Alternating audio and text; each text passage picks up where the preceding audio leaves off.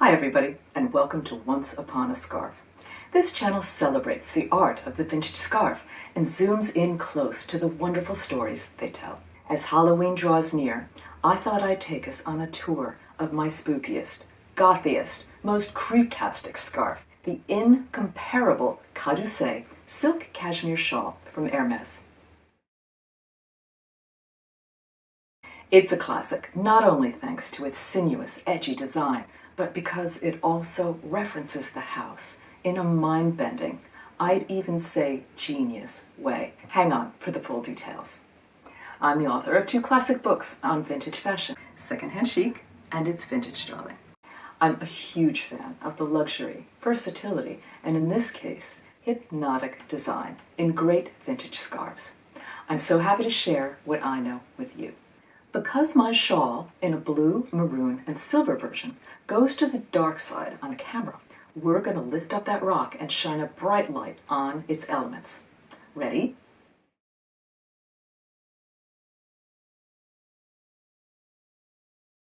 Take that, Granny Florals. This is a scarf that sings to the Slytherin in all of us. What we see overall seems, at first glance, to be pretty simple, if shuddery. There are 4 big snakes, probably pythons, sliding around amid horse bits and buckles and stirrups. One snake even grabs the side of a bit in its fangs. They intertwine against 4 scepters or staffs set in a cross pattern. I say scepters, but these might also be sword hilts or even walking sticks. The tops are elaborately decorated with a pegasus, a helmeted skull, what may be a spur, and a rounded wired pommel topped with horns, because of course. The artist is the great Hermes designer Daiske Nomura of Japan, who has gotten great attention for Hermes by injecting manga, steampunk, cyberpunk, and other new age elements into the classic code of Napoleonic equestrian bling. I love his work. You may know his more famous C'est la Fête of 2012, which shows a fabulous, dapper skeleton yee-hawing on a skeleton horse. So back to our design. I could spend days on this one, but to keep things in hand, there are 3 elements I'd love to show you. The first is the snakes, with their intricate scales and glittering eyes. Notice how they twist and turn around themselves, and the cross point of the staffs, like incredibly intricate knots. I'm pretty sure Nomura took a very good look at natural history engravings from the 17th and 18th centuries. Funsies with snakes? You better believe it. These old-time engravings, almost like an inside joke, outdid themselves to draw their specimens in the most insane configurations they could get away with.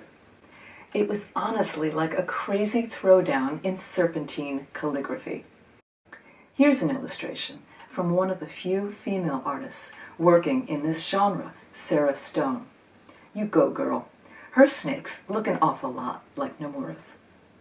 The second thing I would like to draw your eye to is this awesome staff topper here.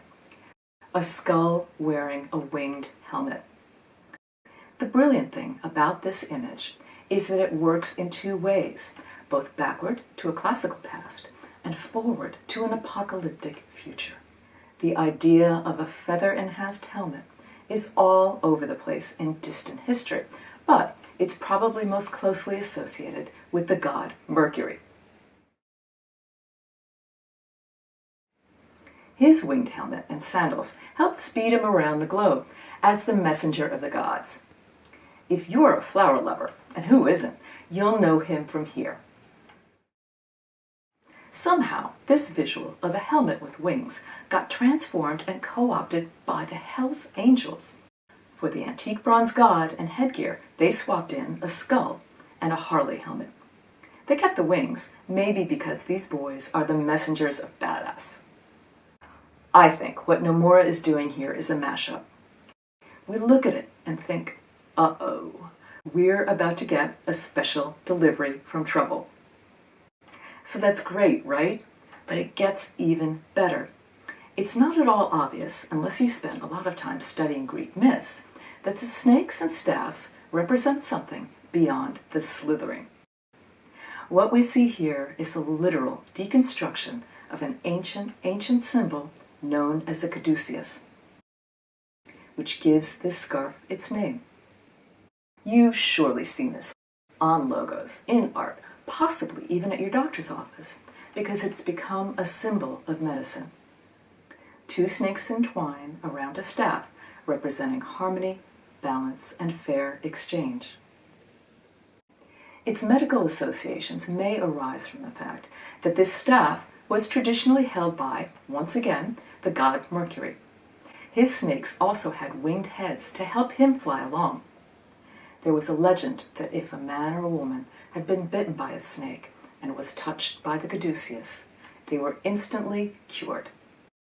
But let's remember something else very important about the god Mercury. His name in Greek was Hermes, or, if spun with a French accent, Hermes. Branding? This is branding. And that's today's scarf story. Thanks so much for watching. Please press the usual buttons if you'd like to see more.